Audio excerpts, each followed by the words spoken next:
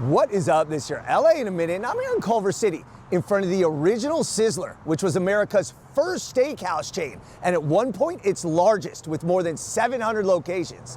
Today, however, only 77 remain. So how did Sizzler lose its sizzle? Let's get into it. Sizzler. Del Johnson was an ice cream salesman from Illinois that came across a story in the Wall Street Journal in 1957 that told the success of a steakhouse chain in New York and Chicago that offered a steak, baked potato, and salad for the rock bottom price of $1.09. Now, in LA at the time, fast food was in its infancy, and the drive-in and drive-thru were both wildly popular.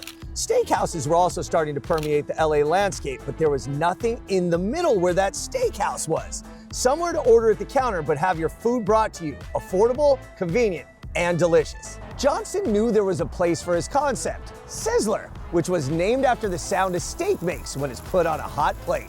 Along with his wife, Helen, he opened the first Del's Sizzler family steakhouse out of a converted garage right here in Culver City in 1958.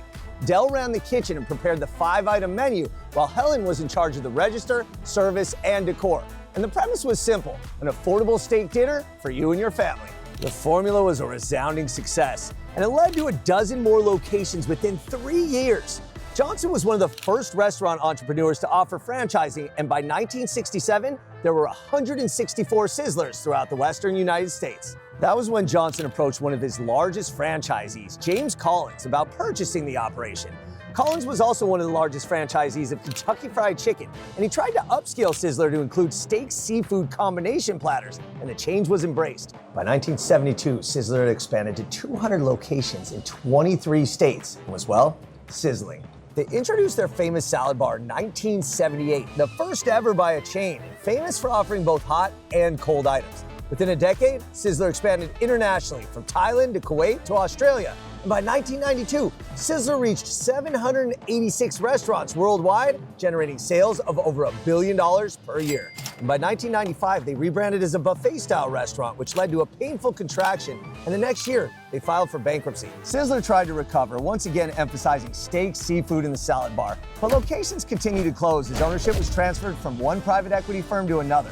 They implemented changes, including a remodel at most of the remaining 77 locations, and they returned focus to the iconic salad bar. One thing won't change, though: the steaks. Sizzler still serves almost 1 million steaks per year, only at a little bit different of a price point than what Del and Helen Johnson imagined when they opened the original Sizzler almost 70 years ago, right here in Culver City. All right, LA, it's been a minute. This steak is not sizzling, not even a little.